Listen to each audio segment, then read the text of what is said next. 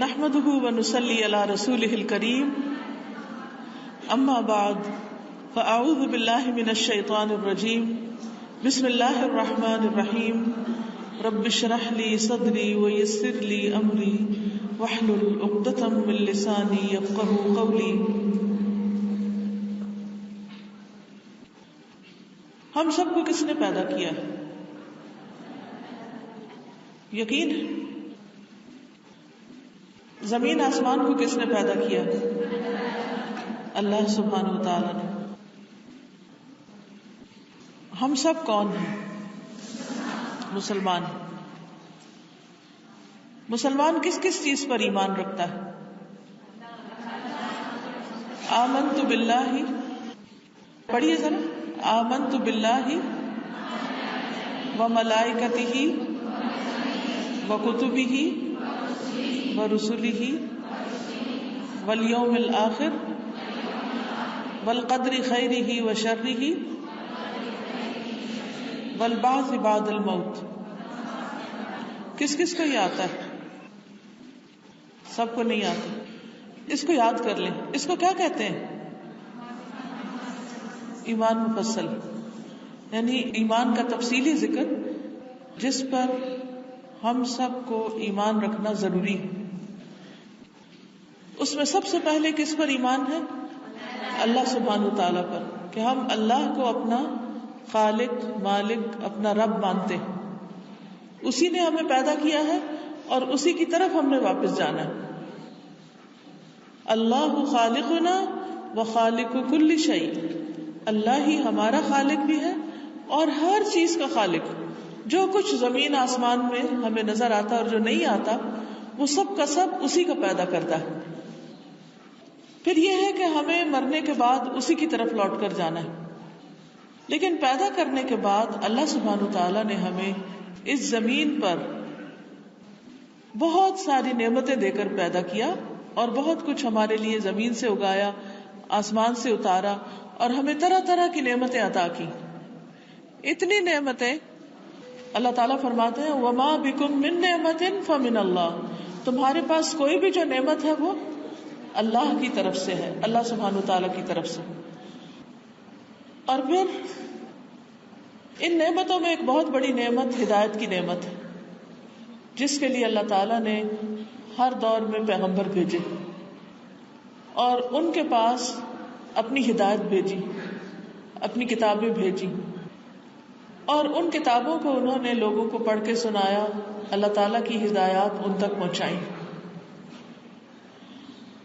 اللہ کا لاکھ لاکھ شکر ہے کہ ہم مسلمان ہیں اور ہمارے پاس اللہ سبحانہ تعالیٰ کی یہ ہدایت بہت اچھی شکل میں، محفوظ شکل میں موجود ہے. اسی طرح اللہ سبحانہ تعالیٰ نے ہمارے لیے ایک دن مقرر کیا جس میں سب کا رزلٹ اناؤنس ہوگا. کس چیز کا نتیجہ سامنے آئے گا؟ کہ ہم اس دنیا میں کیا کرتے رہے ہیں. ہم ہر روز جو کچھ بھی کرتے ہیں وہ سب کچھ لکھا جا رہا ہے. فرشتے لکھتے ہیں اس کو دائیں اور بائیں. وَإِنَّ عَلَيْكُمْ لَحَافِظِينَ كِرَامًا كَاتِبِينَ، کہ تم پر نگرانی کرنے والے موجود ہیں جو معزز فرشتے ہیں، لکھتے ہیں. ہر روز ہم اگر ایک لفظ بھی کوئی بولتے ہیں تو وہ بھی وہ نہیں چھوڑتے. کیا آپ کو یاد ہے صبح سے اب تک آپ نے کتنی باتیں کر لی اور کس کس ٹاپک پہ کر لی اور کس کس سے کی؟ بول کر کی یا لکھ کر کی؟ کیونکہ آج کل ہم بہت سی باتیں لکھ کر کرتے ہیں. کہاں جی کہاں لکھتے ہیں؟ ٹائپ کرتے ہیں. کہاں ٹائپ کرتے ہیں؟ موبائل پر، ٹیکسٹ میسجنگ. اب آپ دیکھیے کہ جو کچھ ہم کر رہے ہیں اگر ہم ایک ڈاٹ بھی ڈالتے ہیں نا، ایک نقطہ بھی لکھتے ہیں، وہ بھی فرشتے لکھ لیتے ہیں. اچھا کرتے ہیں تو دائیں طرف والے لکھتے ہیں، برا کرتے ہیں تو بائیں طرف والے. یہ بات ہمیں بچپن سے ہی بتا دی گئی لیکن ہم اس پر پوری طرح یقین نہیں رکھتے، اسی لیے بات کرتے وقت سوچتے نہیں ہیں. اگر ہمیں یہ پتا ہو کہ یہ سب کچھ لکھا جا رہا ہے اور یہ سب کچھ تولا جائے گا، یہ سب کچھ گنا جائے گا اور اس پر انعام یا سزا دی جائے گی، تو ہم بہت سوچ سمجھ کے ہر کام کریں، اور پھر اس کے ساتھ ساتھ اپنی نیت بھی بہت اچھی رکھیں، اور ہر وقت ہم اس بات کے حریص رہیں کہ ہمیں اچھی باتیں پتہ چلتی رہیں. میں دیکھ رہی ہوں کہ الحمدللہ آپ سب میں بہت شوق ہے، اسی وجہ سے آج آپ یہاں پر اکٹھے ہیں. اسی وجہ سے میں بھی آپ کے پاس آئی ہوں کہ ہم سب مل بیٹھ کر نیکی کرنے کے کچھ طریقے اور سنیں، اور ان کو اچھی طرح یاد رکھیں، ان کو تازہ کریں، اور پھر یہاں سے نکلنے کے بعد ہم نیکیوں میں دوڑ لگا دیں. کیونکہ ہمارا یہ یقین ہے کہ جو کچھ ہم کر رہے ہیں وہ سب ہمارے سامنے آنے والا ہے، اور اچھا کریں گے تو ہی اچھا سامنے آئے گا. مثال کے طور پر آپ دیکھ رہے ہیں کہ اس گلاس کے اندر ایک چیز ہے، کچھ پتہ ہے کیا ہے؟ نظر آ رہا ہے کیا ہے؟ پانی ہے نا. یہ اس میں کیسے آ گیا؟ اس میں کیسے پہنچ گیا؟ کیونکہ اس میں پانی ڈالا گیا. اگر اس میں پانی نہ ڈالا جاتا اور مٹی کا تیل ڈال دیا جاتا تو پھر اس گلاس میں کیا ہوتا؟ مٹی کا تیل ہوتا. ایسا ہی ہے نا. اب اگر ہم اس کو پیئیں تو مزے لے کے پی سکتے ہیں، خاص طور پہ جس کو پیاس لگی. اور اگر اس میں مٹی کا تیل ہو تو کیسے پیا جائے گا؟ نہیں پیا جائے گا نا. کتنا مشکل ہوگا. چاہے کتنی بھی پیاس لگی ہو، کیا خیال ہے؟ بہت شدید پیاس لگی ہو اور مٹی کے تیل کا گلاس بھرا ہوا ہو تو ہم کہیں کہ اس کو ہم پی لیں، تو ہم نہیں پی سکتے.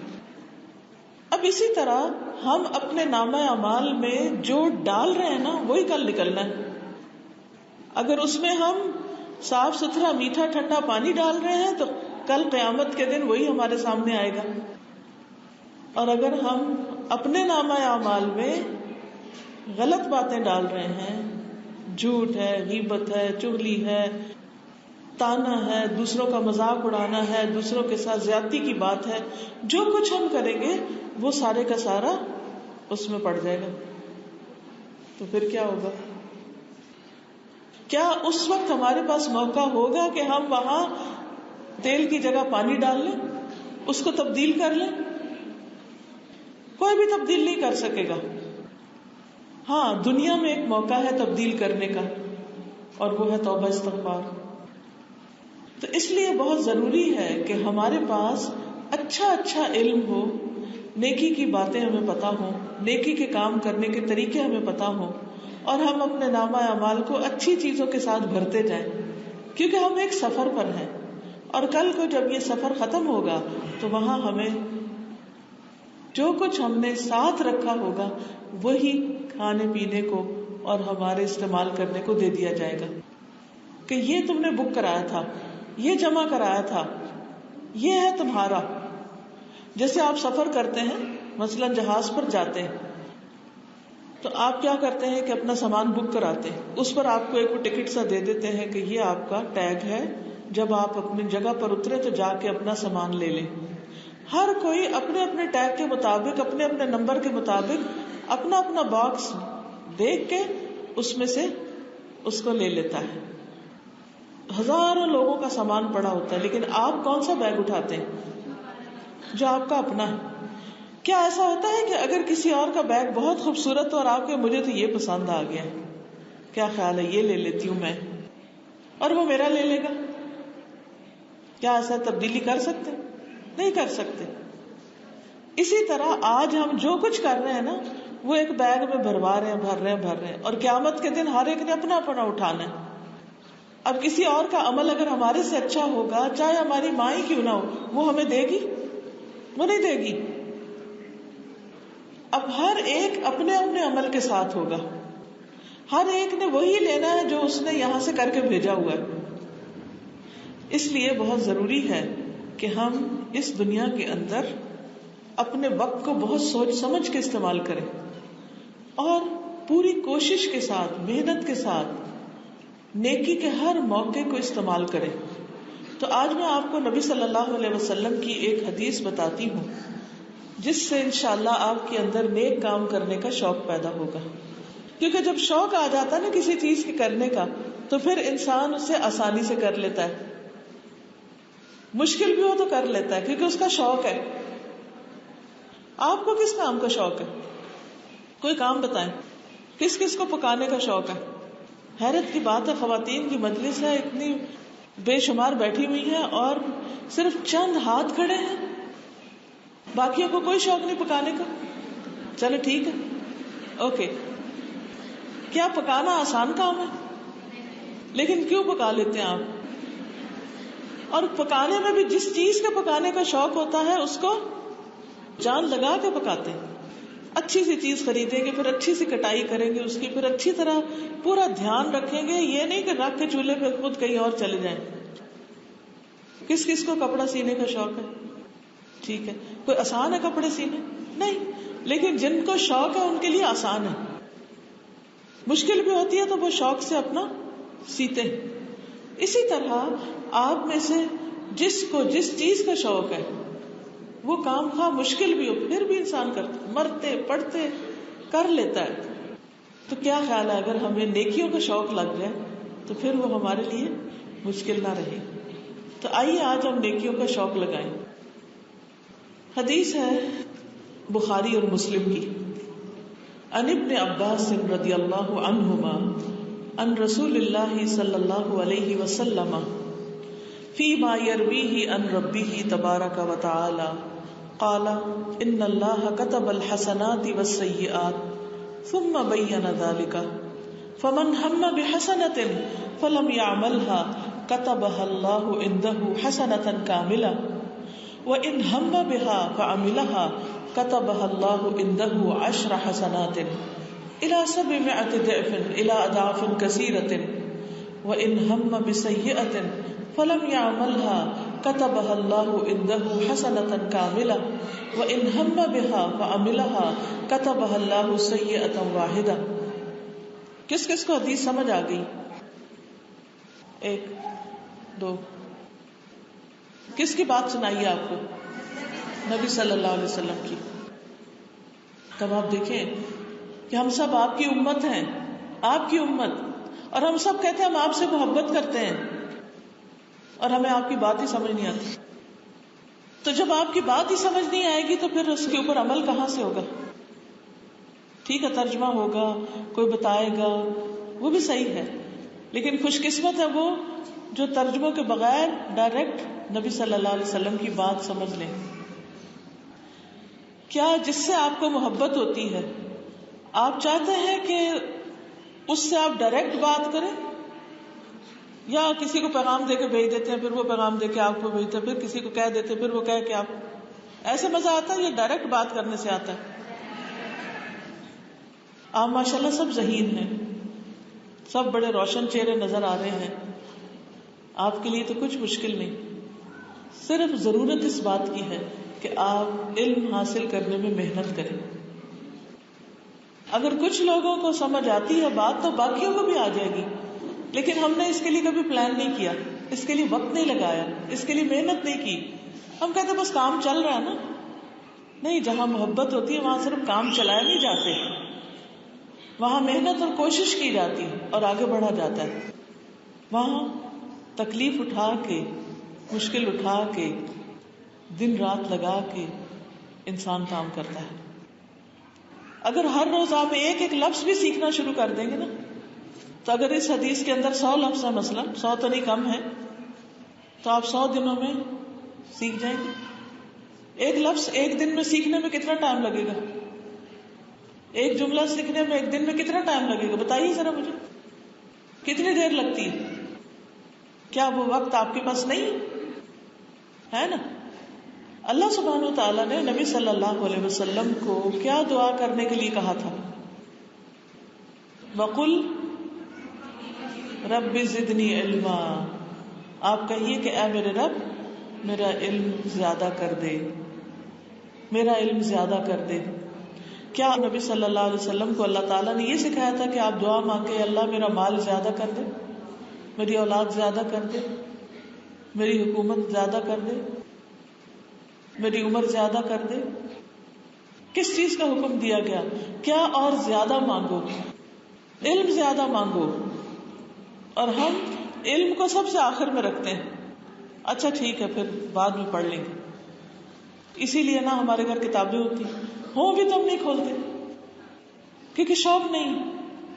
تو جب ہمیں پتہ نہیں ہوگا کہ ہمیں کہا کیا گیا ہے تو ہم کریں گے کیسے؟ مثلاً میں آپ سے یہ کہتی ہوں کہ جو میں کہہ رہی ہوں وہ کرو، کرے نا جو میں نے کہا، جو میں چاہتی ہوں وہ کرے. جی نہیں وہ کرے نا. جی جب تک بتائیں گی نہیں پتہ کیسے چلے گا کیا کرے؟ جب تک آپ پوچھیں گے نہیں تو میں بتاؤں گی کیسے ہم کیا کریں.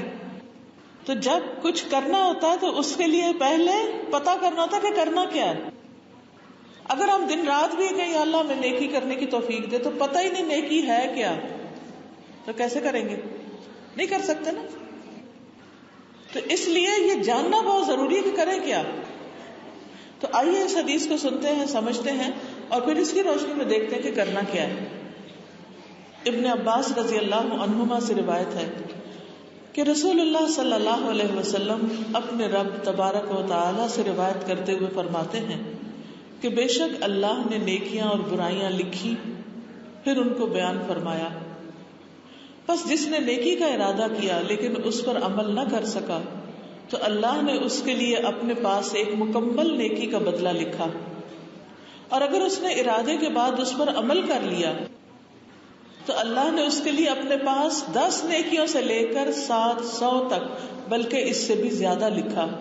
اور جس نے کسی برائی کا ارادہ کیا پھر اس پر عمل نہیں کیا تو اللہ نے اس کے لیے اپنے پاس ایک مکمل نیکی لکھی، اور اگر اس نے ارادے کے بعد اس پر عمل بھی کر لیا تو اللہ نے اس کے لیے ایک برائی لکھی.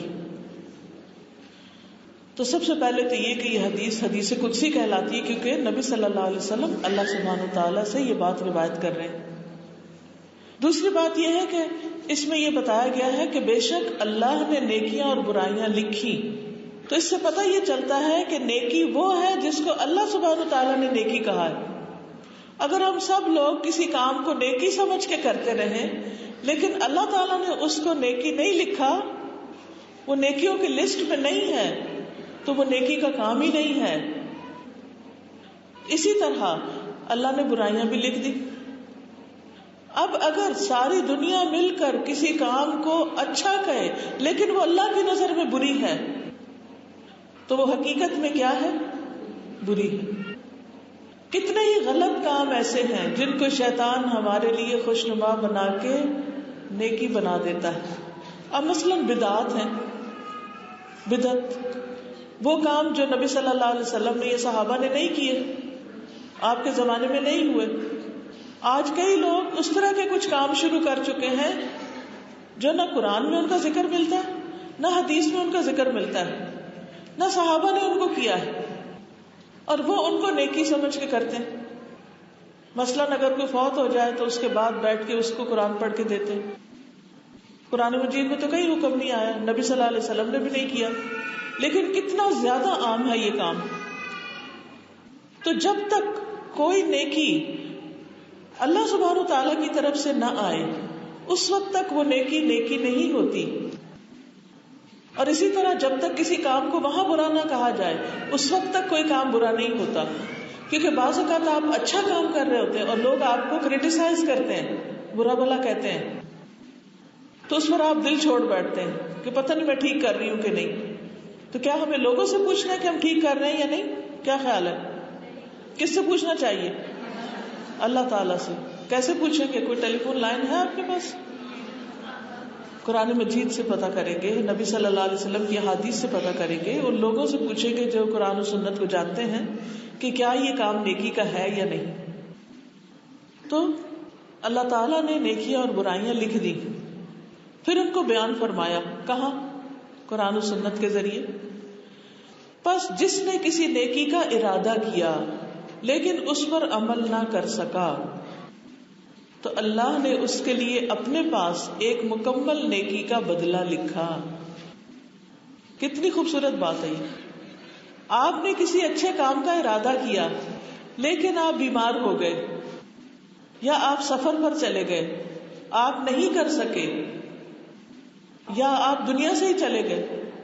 کیونکہ کئی دفعہ انسان کہتا ہے نا کہ اچھا اب میں یہ کام کروں گا, اب میں یہ بھی کروں گا, ایک مسجد بنواؤں گا, ایک مدرسہ بنواؤں گا, اتنے طالب علموں کو پڑھاؤں گا, اتنے نفل پڑھوں گا, اتنی صدقہ خیرات کروں گا.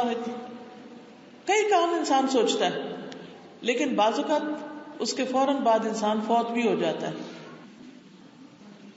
اب چاہے اس نے نہیں کیا لیکن اس کی نیت اچھی تھی تو کیا ہوگا؟ نیکی لکھ دی جائے گی اس کے لیے. یہ اللہ کی رحمت ہے, یہ اللہ تعالیٰ کا فضل ہے, یہ مہربانی ہے. کیا دنیا میں کوئی ایسی جاب ہو سکتی ہے کہ جس میں آپ کام نہ کریں اور آپ کو تنخواہ مل جائے؟ نہیں, یہ بندہ کہتا تھا میں آپ کے پاس کام کروں گا تو بیچارہ نہیں کر سکا تو چلو میں اس کی جاب لگا دیتا ہوں, میں اس کو تنخواہ دیتا رہتا ہوں. کتنے دفعہ ایسا ہوتا ہے کہ جب کوئی جاب پر فوت ہو جاتا ہے تو 1-2 مہینے یا کچھ کمپنیاں ذرا زیادہ بعد میں بیوی بچوں کو کچھ دیتی ہیں اور اس کے بعد ساری زندگی تھوڑی دیتی ہیں. اب آپ ذرا سوچئے کہ کس نیکی کا آپ نے ارادہ کیا ہوا ہے, دل میں سوچئے. اگر ابھی تک نہیں سوچا تھا آج سوچ لیجئے کہ میں یہ نیکی کرنا چاہتی ہوں, میں یہ نیکی کروں گی. ہاں جی, آپ بتائیے. قرآن مجید پڑھنے کا, تجوید سے یا ناظرہ یا ترجمہ یا کیا پڑھنے کا؟ انشاءاللہ. اور کوئی نیکی اس کے علاوہ, قرآن مجید کے علاوہ کوئی بات کریں؟ جی, ان کا ارادہ کہ لکھ کے پیغام کو آگے پہنچانا ہے. ٹھیک ہے, ان کا شوق ہے اور ان کا ارادہ ہے کہ یہ حدیثیں یاد کریں گی. باقیوں نے کچھ ارادہ نہیں کیا, کوئی کچھ, ٹھیک ہے, جیسے زندگی گزرتی رہے. آپ بتائیں اسپیسیفک. مثلاً آپ اپنے ذہن میں سوچیں کہ میں اپنے پیسوں سے فلاں شخص کو, فلاں غریب بچے کو کپڑے لے کے دوں گی مثلاً. یہ ایک نیکی کا ارادہ ہے. ٹھیک ہے, اس طرح سوچتے ہیں. بڑی بڑی باتیں نہیں کرتے, بڑی باتیں تو ساری زندگی چلتی رہتی. کسی ایک نیکی کی بات ہو رہی یہاں پر. آپ دیکھیے, اس میں آپ دیکھیے کہ فمن ہم بحسنۃ, جس نے ارادہ کیا ایک نیکی کا, ایک مثلا میں فلاں غریب خاندان کو راشن دوں گی, فلاں کو کھانا کھلاؤں گی, فلاں کی تعلیم کا خرچہ اٹھاؤں گی مثلا. یا آپ کے پاس پیسے نہیں تو آپ جسمانی طور پر کسی کی مدد یا خدمت کرنا چاہتے, اس کا کوئی ارادہ. ٹھیک ہے, تو نیکی کا جب ارادہ کر لیا, مثلا کوئی بیمار ہے آپ کے خاندان میں, کوئی رشتہ دار آپ کا بیمار ہے, تو آپ ارادہ کرتے ہیں کہ آج میں نے اس کا پتہ کرنے جانا ہے, آج میں جاؤں گی یا کل جاؤں گی انشاءاللہ. پھر کیا ہوتا ہے, اس سے پہلے آپ خود ہی بیمار پڑ جاتے ہیں, آپ جا ہی نہیں سکتے. ایسے ہو جاتا ہے نا, کئی دفعہ ارادے ٹوٹ جاتے ہیں. تو اب کیا ہوتا ہے کہ جب وہ ارادہ کر لیا آپ نے اور پکا اور سچا کر لیا اور آپ نہیں کر سکے, اللہ تعالیٰ اس پر بھی نیکی لکھ دیتا ہے. ہمیں پھر کیا کرنا چاہیے؟ نیک کام کرنے کے ارادے کرتے رہنا چاہیے. مثلاً آپ کی امی اکیلی ہوتی اور آپ چاہتے ہیں کہ جا کر ان کو وزٹ کریں. آپ سوچتے اچھا میں اس اتوار کو نا اپنی امی کے پاس جاؤں گی مثلا, لیکن آپ کسی وجہ سے مجبوری سے نہیں جا سکتے, آپ کے بچے چھوٹے ہیں یا آپ بیمار ہیں یا کوئی وجہ ہے. تو کئی دفعہ ایسا ہوتا ہے نا کہ دل میں ایک حسرت رہتی, کاش میں یہ کام کر سکوں, کاش میں یہ بھی کر لیتی. تو اللہ تعالیٰ اس پر نیکی دے دیتے ہیں آپ کو. کچھ لوگ ہیں وہ سوچتے بھی نہیں, اگر انہیں کہا جائے تو وہ کہتے نہیں ہم نہیں کر سکتے, ہم سے نہیں ہونا, ہم کر ہی نہیں سکتے, ارادہ ہی نہیں کرتے. تو کیا کرنا چاہیے؟ نہ نہیں کرنی چاہیے, ارادہ کر لینا چاہیے.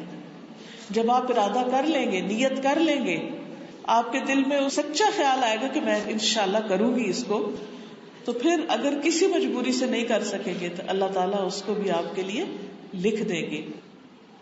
اور اگر کوئی شخص اپنے ارادے پہ عمل کر لیتا ہے, وہ کام کر لیتا ہے, مثلاً آپ نے سوچا کسی بیمار کی خبر گیری کرنے جانا ہے, عیادت کرنے جانا ہے, اور آپ وہاں پہنچ گئے, آپ اس کا حال پوچھ آئے, وہ آپ کو دیکھ کر خوش ہو گیا, جب مریض کے پاس جاتے تو خوش ہو جاتے نا، کہ ہم ستائیں نہ اس کو بہت باتیں کر کے، لیکن اس کا حال پوچھ کے اس کی خدمت کر کے آئیں، وہ اس کی تکلیف میں کمی ہوتی ہے. تو اللہ نے اس کے لیے اپنے پاس 10 نیکیوں سے لے کر 700 بلکہ اس سے بھی زیادہ لکھا. 10 سے لے کر 700، اتنا زیادہ اجر.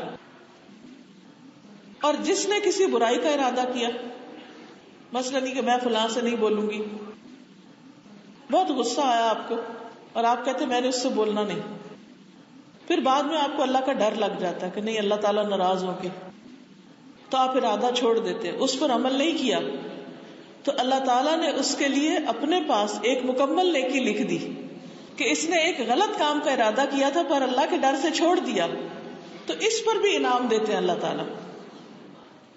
کئی دفعہ ایسا ہوتا ہے نا کہ ہم ارادہ کرتے ہیں کہ اس کو لگاتے ہیں دو اور اس کو سناتے ہیں یہ اور اس کے ساتھ یہ کریں گے، یا آپ کسی کو کوئی غصے میں بات کہنا چاہتے پھر آپ اپنا منہ روک لیتے ہیں. تو یہ جو نفس کا کنٹرول ہے نا، اس پر بھی آپ کے لیے اجر ہے، اس کے لیے بھی فائدہ ہے. بعض اوقات ہم سوچتے ہیں کہ لوگ کہیں گے دیکھو نا یہ بڑا کمزور ہے، اور ہمیں یہ ڈر ہوتا ہے کہ لوگ ہمارے سر چڑھ جائیں گے، یعنی وہ غلط کام کر جاتے.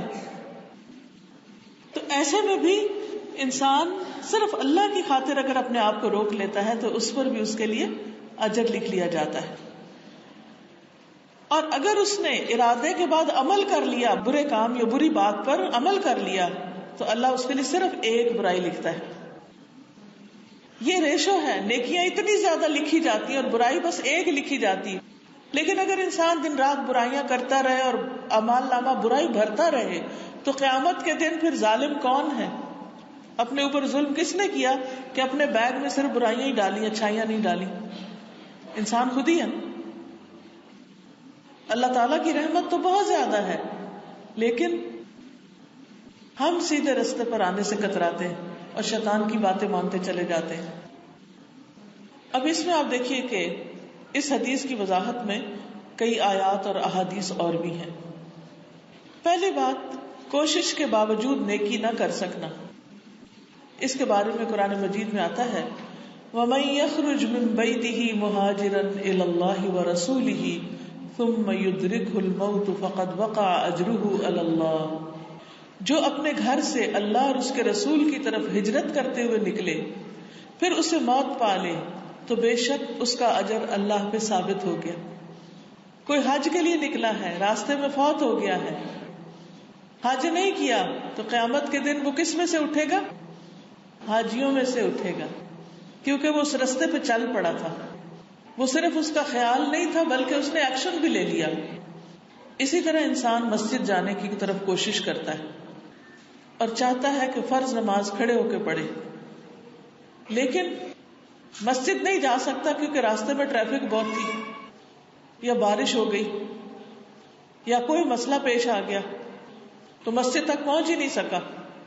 اس کو گھر میں ہی راستے میں نماز پڑھنی پڑی، تو اجر کتنا ملے گا مسجد جانے کا؟ بھئی وہ تو گیا ہی نہیں، پھر بھی مسجد جانے کا اجر؟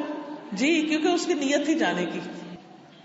اسی طرح اگر آپ کا عمرہ کرنے کا ارادہ ہے، پکا ارادہ اور نیت اور پیسے بھی جمع کر رہے ہیں، یا حج پہ جانے کا ارادہ ہے، لیکن سم ہاؤ آپ کا نام ہی نہیں نکلتا اور آپ نہیں جا سکتے، آپ کو بڑا ہی شوق ہے اور آپ روتے بھی ہیں کبھی کہ اللہ تو مجھے اپنے گھر کا دیدار نصیب فرما، مجھے حج پہ بلا.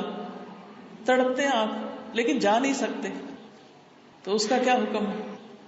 آپ کی نیت کی وجہ سے آپ کو اس کا ثواب مل جائے گا. لیکن جس کے دل میں خیال ہی نہ گزرے کہ اس نے حج کرنا ہے یا یہ اس پر فرض ہے، تو پھر کیا ہے؟ اس کے بارے میں بھی بڑی سخت بات ہے کہ اللہ تعالیٰ کو اس بات کی کوئی پرواہ نہیں کہ وہ یہودی ہو کے مرے یا عیسائی ہو کے مرے. پھر اسی طرح ایک شخص چاہتا کھڑے ہو کے نماز پڑھے، لیکن وہ کھڑا ہی نہیں ہو سکتا، اس کے پاؤں ہی نہیں ہے، یا اس کا پاؤں ٹوٹ گیا ہے اور اس پہ پلسٹر چڑھا ہوا ہے تو اب کھڑا نہیں ہو سکتا، لیکن ہر وقت روتا ہے یا اللہ میں بیٹھ کے کیسے ہر وقت نماز پڑھوں، کھڑے ہو کے پڑھوں. تو اس کے لیے کیا ہے؟ اس کو کھڑے ہو کے پڑھنے کا اجر ہے، کیونکہ جب وہ صحت مند تھا وہ کھڑے ہو کے پڑھتا تھا، اور اب بھی اس کا دل یہی چاہتا ہے کہ کھڑے ہو کے نماز پڑھے. لیکن کچھ لوگ آپ دیکھیں کہ بغیر کسی وجہ کے بھی بیٹھ کے نماز پڑھتے ہیں. ساری دنیا کے کام کھڑے ہو کے نماز بیٹھ کے. فرض نماز تو بیٹھ کے ہوتی نہیں، چاہے آپ دیوار کا سہارا لیں، چاہے آپ کچھ بھی کریں، میکسیمم کوشش کریں کہ کھڑے ہو کے. اور جو نفل نماز ہے اگر وہ آپ بیٹھ کے پڑھتے ہیں تو اس کا آدھا ثواب ہے. اگر کھڑے ہو کے پڑھنے کا ثواب 100 ہے تو بیٹھ کے پڑھنے کا ثواب 50 ہے. پھر اسی طرح قرآن مجید میں یہ بھی آتا ہے کہ جنگ تبوک میں کچھ لوگ گئے تھے اور کچھ نہیں جا سکے تھے. کیوں نہیں جا سکے تھے کچھ پتہ؟ ان کے پاس سواریاں نہیں تھی اور وہ روتے تھے آنسوؤں سے کہ اللہ ہمیں بھی سواری مل جائے، ہم بھی ساتھ جائیں. ہم اب دنیا کے کسی ٹرپ پہ جانے کو تو ضرور شوق سے جائیں گے، لیکن جہاں مشکل کام ہو وہاں جانے سے کتراتے ہیں. وہ سفر اتنا مشکل تھا کہ سخت گرمی کے دن تھے، فصلیں تیار تھی اور 30,000 لوگ کٹھے جا رہے تھے اور ایک بڑا طویل دور کا سفر تھا جس میں انسان کا نفس نہ مانے جانے کو، لیکن وہ پورا شوق رکھتے تھے کہ نہیں ہم نے بھی جانا ہے، ہم نے بھی اللہ کے راستے میں قربانی کرنی ہے. وہ نہیں پہنچ سکے. نبی صلی اللہ علیہ وسلم نے فرمایا کچھ لوگ مدینہ میں ہمارے پیچھے رہ گئے ہیں، ہم کسی بھی گھاٹی یا وادی میں چلیں وہ ثواب میں ہمارے ساتھ ہیں. ان کو صرف عذر نے روک لیا تھا لیکن ثواب میں وہ شامل ہیں. اسی طرح ہو سکتا ہے کہ آج کئی لوگ یہاں آنا چاہتے ہوں، ان کو گھر سے اجازت نہیں ملی، یا ان کے پاس کرایہ نہیں تھا، یا ان کو کوئی گاڑی نہیں ملی، یا راستہ ہی نہیں ملا، تو بھی ان کا اجر لکھ لیا گیا. تو جب انسان نیکی کا ارادہ کر لے اور مجبوری سے نہ کر پائے تو پریشان نہ ہو، مایوس نہ ہو، اللہ تعالیٰ اسے قبول کرے گا انشاءاللہ. اسی طرح جو کام آپ خود نہیں کر سکتے آپ کسی اور کو کرنے کا موقع دے دیتے ہیں، اس کو سپورٹ کر دیتے ہیں، اسے راستہ دکھا دیتے ہیں، اس کا اجر بھی آپ کو مل جائے گا.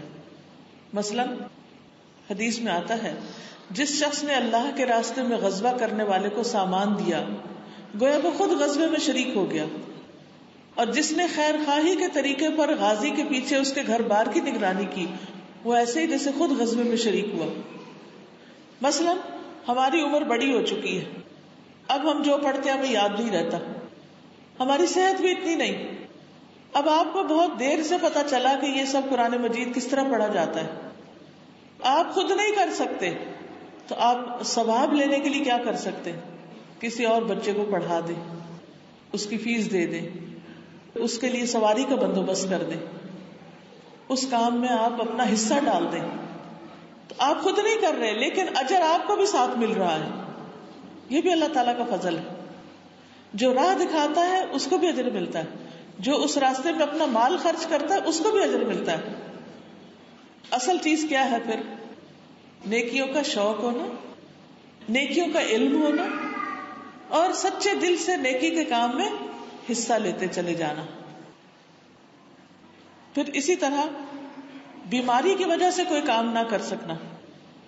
تو حدیث میں آتا ہے کہ جب کوئی بندہ بیمار ہو جاتا ہے یا سفر میں جاتا ہے تو اس کے وہ تمام عمل لکھ دیے جاتے ہیں جو وہ قیام اور تندرستی کی حالت میں کرتا رہتا تھا، تو سب کچھ لکھا جاتا ہے. پھر اسی طرح یہ ہے آپ صلی اللہ علیہ وسلم نے فرمایا اللہ تعالیٰ ایک تیر کی وجہ سے 3 لوگوں کو جنت میں داخل کرے گا. ایک نیک نیتی سے تیر بنانے والا، دوسرا تیر چلانے والا اور تیسرا پھینکنے والا. یعنی ایک کام اگر ایک ٹیم بھی مل کے کرتی ہے نا تو اس میں سے ہر ایک کا حصہ ہو جاتا ہے، ہر ایک کو اجر مل جاتا ہے. اسی طرح بعض اوقات آپ ایک نیکی کا کام کرتے ہیں، اس کا ارادہ کرتے ہیں اور آپ شروع کرنے لگتے ہیں تو آپ کو ایک اور نیکی پتہ چل جاتی ہے تو آپ کہتے ہیں اس کی بجائے وہ نہ کر لوں. اب آپ کو جو کی اس کا بھی اجر ملا اور جس کا پہلے ارادہ کیا تھا لیکن نہیں کر سکے اس کا بھی اجر مل جائے گا. اب دیکھیے اللہ تعالیٰ تو اپنی رحمت عام کرنے کے لیے ہر وقت تیار ہے، وہ موقع پہ موقع دیتا چلا جا رہا ہے، لیکن یہ ہماری کمزوری ہے، ہماری کوتاہی ہے کہ ہم اس موقع سے فائدہ نہیں اٹھاتے. پھر اس میں ایک آتا ہے کہ ایک شخص رسول اللہ صلی اللہ علیہ وسلم کے پاس آیا اور کہا کہ اللہ کی رضا اور آخرت کے لیے میں آپ کے ساتھ مل کے جہاد کرنا چاہتا ہوں، اس نیت سے آپ کے پاس آیا ہوں، لیکن جب میں آیا تو میرے ماں باپ رو رہے تھے کیونکہ وہ اکیلے تھے. تو آپ نے فرمایا واپس جا کر انہیں ہنساؤ، خوش کرو جس طرح تم انہیں رلا کر آئے. یعنی اس کام کا تمہیں نیت کا اجر مل جائے گا، اور جو اس سے زیادہ اہم کام ہے تمہارے پاس، کیونکہ بعض اوقات ماں باپ بوڑھے ہوتے ہیں، وہ دھوپ میں پڑے تو انہیں کوئی چھاؤں میں بٹھانے والا نہیں، انہیں کھانا دینے والا نہیں، کوئی دوائی دینے والا نہیں، تو کتنی مشکل ہو جاتی ہے ان کو، اور اولاد اور کاموں میں لگی رہتی ہے. تو اس پر کیا حکم ہے، کیا کرنا چاہیے؟ نیکی کا، دین کے کام کا بھی شوق رکھنا چاہیے، لیکن اس کے ساتھ ساتھ ماں باپ کی خدمت پہلے نمبر پر آتی. تو اللہ تعالیٰ اس خدمت کا بھی آپ کو اجر دے گا، اور پھر وہ نیکی کا کام کرنے کا بھی اجر دے گا. لیکن ہاں، اگر ماں باپ کے پاس کوئی اور ہے یا وہ اپنے آپ کو لک آفٹر کر سکتے ہیں، تو پھر آپ اگر دین کے کام میں لگے ہوئے ہیں تو اللہ تعالیٰ آپ کو اس کام کا اجر دے گا، اور ماں باپ کے ساتھ جو اور کوئی نیکی آپ کر رہے ہیں اس کا بھی اجر دے گا. بعض اوقات ہم ماں باپ کو جسمانی خدمت نہیں دے سکتے، لیکن ہم ان کی مال کے ساتھ خدمت کر دیتے ہیں، یا ہم کوئی نیک کام میں لگے ہوتے ہیں اور ان کے لیے صدقہ جاریہ بنتے ہیں جو آگے ان کے کام آئے گا، تو وہ ان کو ثواب ملے گا. تو نیت انسان کو ہر نیکی کی کرنی چاہیے، پھر اللہ تعالیٰ جس کا بھی موقع عطا کر دے. اسی طرح جو شخص تہجد کی نیت کر لے، لیکن اتنی نیند آ جائے کہ اس کو ہوش ہی نہ رہے، جب اٹھے تو فجر ہو چکی ہو، تو اس شخص کو کس چیز کا ثواب مل جائے گا؟ تہجد پڑھنے کا، اور اس کی نیند اس کے لیے اس کے رب کی جانب سے صدقہ ہوگی.